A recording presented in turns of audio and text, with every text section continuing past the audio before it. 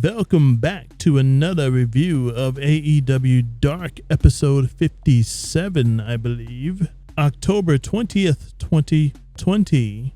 And we had a huge episode. This was the longest running Dark episode ever to date. Ran just over 2 hours. Features 16 matches. It was also filled with some promos as well and a bunch of storyline segments, which we haven't seen pretty much since pre-COVID. So good stuff there. Let's get it on here. First matchup, we had Shawn Spears versus Christopher Daniels. This match spawned because of Spears's, I don't know what to call it. He says he's not stalking Scorpio Sky, but we don't know. It seems like he is. But this match spawned due to that. Daniels is gonna help out his buddy Sky here by taking on Spears, which I think these two, Spears and Sky, will have a match eventually, most likely on Dark. Both locked it up to start. Daniels drops Spears with a toe hold, and Spears rises for the occasion not long after. Spears then does a handstand to mock Daniels with a non-10 gesture. He then plays to the crowd. Daniels then clotheslines Spears and mocks him with a strut and a 10 gesture. Daniels then pescado Spear on the outside. Later, Spears pulls down his knee pad to drive his knee into Daniels, but he avoids contact. Daniels makes his comeback with an STO, but Spears later attempts a C4, but Daniels takes Spears outside. Later, we get back to the ring, and Daniels hits a crossbody for a 2 count. Spears counters in Angel's Wings, and Daniels counters the C4 for a roll-up pin, and he gets 2 for that. Later, Spears wins with his C4. Post-match, Spears delivers another C4 to Christopher Daniels. Tully then hands him his object that he slides into his loaded glove, but Scorpio Sky comes to the rescue. But instead of delivering that glove to Daniels, Spears goes for a pyro guy stagehand. He hits him with the glove, lays him out, and as a result, he delivers a message to Scorpio Sky. The first of many storyline segments on this episode. Solid match. I give it a 2 to 2.5. Next matchup, we had Brandy Rhodes versus Kylan King, the first of 2 women's matches on the night. Both lock it up as King gets off an inverted toe hold on Brandy. Brandy then side headlocks King and rolls into a crucifix pin for a 2 count. By the way, this match featured a lot of mat wrestling from both, which is pretty nice to see. Kylan King looked good in this match, so did Brandy. King later shoulder tackles Brandy, then Brandy gets a springboard arm drag off on King.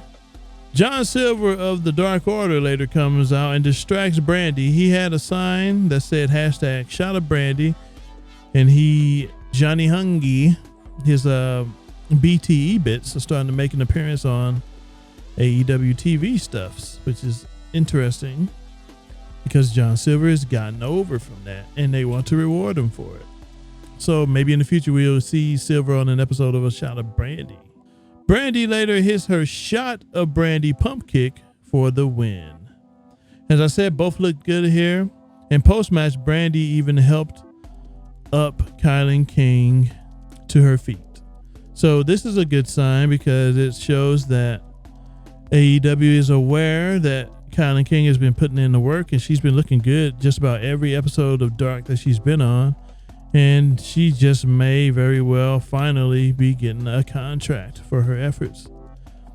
The same thing happened with Red Velvet weeks prior. She got onto Dynamite and she got a win on Dark last week. So, start of something good for Kylan? I hope so, because I like her. She looked good. Both ladies look good. So, aligning herself with Brandy, not a bad choice because Brandy is high up on the totem pole, whether people like it or not. Next match, we had David Ali versus Ricky Starks. Ricky Starks looked good in this match as well.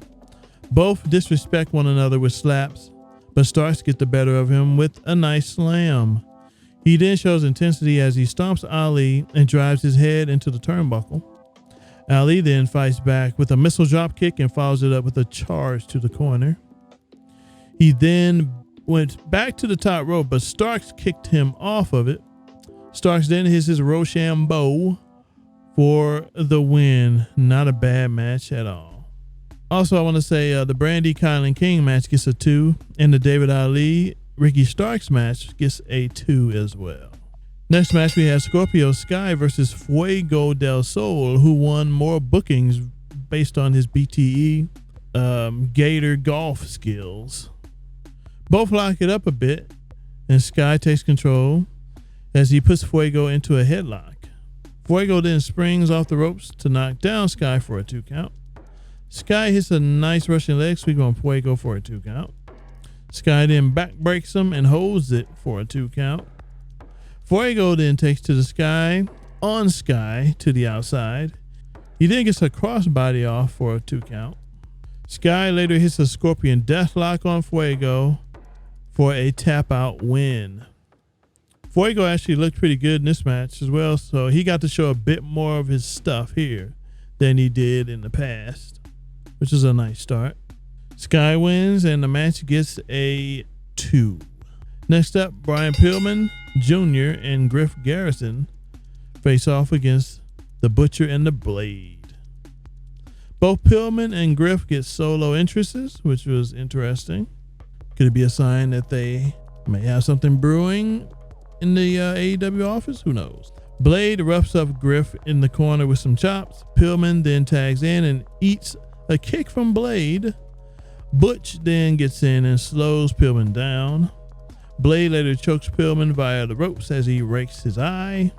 Griff later gets a hot tag and runs wild, but later gets double teamed via the Butcher and the Blade, and he loses, and Butcher and the Blade gets the win as a result. Fine match, gets a 2. Next matchup, we had Pentagon versus QT Marshall. This was a good match, probably one of the better ones of the night. Pentagon does his glove spiel to start the match. The referee catches it. Penta later kicks QT, but QT gets the better of Penta for a bit. QT attempts a tope, but Penta gets a kickoff on QT to prevent that. QT hits a diving elbow to Penta from the top. Penta then stomps QT as he hung from the ropes for a 2 count. Penta later hits a sling blade for a 2 count to stop QT's momentum. Kingston then walks out with the mic in hand as he hangs out on the ramp observing this match. Penta went for a package pile driver, but both guys had the same thing in mind with a clothesline not long after, so they knock each other down. Eddie then says into the mic, "Hey QT." He's got a surprise. Then the bunny comes out. QT got a bit distracted there. Pentagon then hits a pump handle driver for a 2 count. QT hits a Michinoku on Pentagon for a 2 count. Not long after this, Pentagon hits a destroyer and goes for the package pile driver for the win. The match gets a 3 from me. So the bunny is back and she's in the family with Kingston. And this could become a feud for QT Marshall in the future, as he wonders why is she back with the Butcher and the Blade. I thought she loved QT. They better expound on this. Next match, we had Jungle Boy versus KTB, KTB was fun to watch in this match. This match was good. I give this a 3 as well before I even go into it. The match starts off hot. Jungle Boy hits his drop kick on KTB. Jungle Boy hits a top rope head scissors on KTB. KTB then shows his intensity as he splashes Jungle Boy for a 2 count. KTB then delivers a Manhattan drop to a pop-up for a splash, and he gets a 2 count there. This was a nice little sequence. It impressed a lot of people in the live chat. Jungle Boy then hits a clothesline off on KTB and follows it up with a dragon screw. And he didn't get a tope after this as well. Jungle Boy then goes for a springboard DDT and he gets a 2 count for that. KTB then hits a sort of GTS from the Lance Archer blackout position a bit, and he gets a 2 count for that. That looks pretty good. I like the offense that KTB has on deck. KTB then went for a moonsault, but Jungle Boy dodged it. And then Jungle Boy went to the top rope and he delivered a double knee drop for the win. Jungle Boy needs a singles finisher, in my opinion. The match was fine. I liked it. I like to see KTB brought back in for some more matches as well. He had a good showing. Next matchup, we had Ivelisse and Diamante versus Kenzie Page and Skylar Moore. Page and Moore immediately went at Diamante and Ivelisse with strikes, but Ivelisse and Diamante stopped it with beatdowns of their own. Page later gets a hot tag and runs wild for a bit with a clothesline. However, Diamante and Ivelisse gets the win via tandem offense for the finish. I don't know what they call it, but it was effective in putting away Kenzie Page and Skylar Moore. Match gets a 1.5 to 2. It was a bit sloppy in parts, but they're trying. Next matchup, we have Bishop King versus Colt Cabana. Cabana starts with a misdirect and gets a roll-up pin on Bishop for a 2 count. Later, Silver Reynolds comes out, and it doesn't phase King. Cabana shoos them back to the back. He can do this on his own. Cabana elbows King to the top of his head, but later, Silver Reynolds comes back out. King takes advantage. King hits a senton, but Cabana gets his knees up, and then Cabana hits his Superman pin for the win. I have no idea where Brody Lee is, because he lost his big match with Cody and he has yet to be seen again. So he's going to go cold and they're going to have to wind up building him back up, which is a shame. Next matchup, we had Adam Priest versus Alan Angels. Angels starts off with a drop kick to Priest. He stomps on Priest in the corner ferociously. Angels then hits a clothesline off in the middle, from the middle of the rope, off the middle of the rope. He then hits a moonsault for a 2 count. Priest then fires back with clotheslines and hits a tilt-a-whirl backbreaker.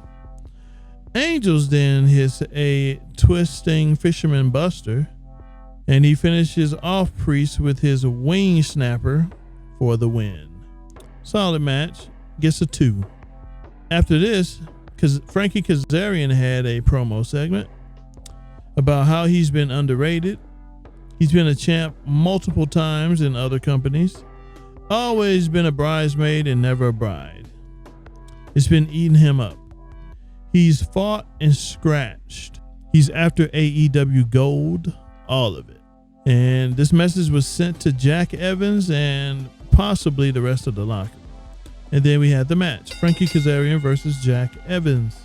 I still wish that TH2 had more of a role on the main show. I don't know why AEW doesn't see much in them, but who knows. Both lock it up. Kazarian rolls through for a 2 count. Kazarian gets another elbow lock on Evans, and the match has been mostly mat wrestling thus far. Evans distracted the ref, and that allowed Angelico on the outside to strike Kaz. He got a 1 count for his efforts though. Evans hits a Northern Lights, then springs off of Kaz's midsection for a 2 count. Kaz gets two 2 counts on Evans via quick pins. Kaz then springboard leg drops Evans for a 2 count. Evans then hits Kaz with a leg lariat for a 2 count. Evans then hits a standing sky twister press for a 2 count. Kaz eventually hits a reverse DDT on Evans for the win after a reversal. Angelico post-match attacks Kaz, which I was rooting for because I want these two to succeed. So good on Angelico for beating down Frankie Kazarian. Match gets a 2. It was good. Next matchup, we had Louis Vale, D3, and Baron Black versus the Dark Order. Reynolds and Louis starts as Ray attempts to recruit Louis. Vale eventually turned the offer down, and then he gets knocked on his back for his troubles. Later, Silver gets tagged in. He kicks Black. Black then Manhattan drops Silver in the yam bags, but Silver uppercuts Black not long after. He then tagged in D3, whom got a 1 count. D3 went for a Rana on 10, but he powerbombs the hell out of D3. He then tags in Reynolds for a double team, and 10 gets back into the ring. 10 then delays D3 with a vertical suplex. Dark Order wins via their triple team move, the Drinking Bird, something like that. That's what Excalibur called it. It kind of looks similar. It's a nice name. Match gets a 2. Next matchup, we had a vicious one. Wardlow versus Vinny Pacifico. Say goodbye to Vinny. Vinny immediately goes after Wardlow, but he gets gut-wrench powerbombed. Wardlow knocks out Vinny with his corner knee finish, and he wins by ref stoppage. Devastating. Wardlow continues to look strong in his matches as he kills anyone who comes before him with this knee move, which looks great. Post-match, Wardlow hits a F10 on Vinny for an exclamation point. Next segment, Eddie Kingston says the family is back together as the bunny is with the team now. Now that they're all together, everyone is going to pay. Next matchup, we had Sean Dean versus Matt Sydal, which was a good match. This match gets a 2.5 in advance. Sydal takes down Dean via headlock. Dean later gets a nice drop kick on Sydal.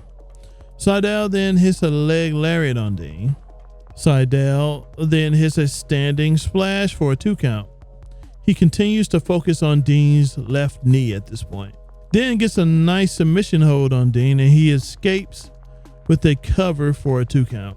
Dean then drop kicks Sydal in the corner, then follows it up with a tiger bomb, which looks great, to Sydal for a 2 count. Sydal then hits a rising knee, and he gets a 2 count.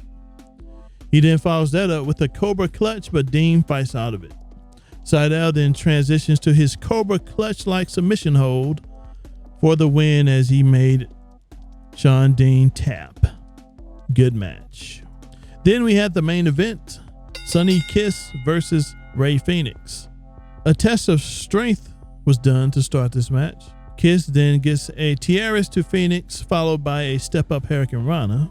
Phoenix then gets a Rana of his own after Kiss fails to hold him up. Kiss then gets his Cazadora to a split arm drag off, but Phoenix then chops Sonny. Phoenix uses the ropes to his advantage. Kiss went for his Matrix-like move, but Phoenix did not fall for it. He kicked him in the face. Ray stretches out Kiss with a submission hold as he gets a fish hook grip on Sonny's face. Kiss then comes back with an elbow followed by the X's and O's. He then gets a split-legged drop for a 2 count. Heading towards the finish, Sonny gets a Cazadora pin on Phoenix for a 2 count, but Phoenix then fights back to a muscle buster, which Sonny Kiss sold superbly for the win. Overall, I thought it was a solid Dark episode. This match, the Kiss versus Phoenix match, I give that a 2.5. Solid episode of Dark, and I will be with you for the AEW Dynamite review tomorrow, Thursday. Thanks for listening / watching, and be sure to subscribe and or like and comment, as those helps out the channel tremendously. Thank you so much, and I will catch you later.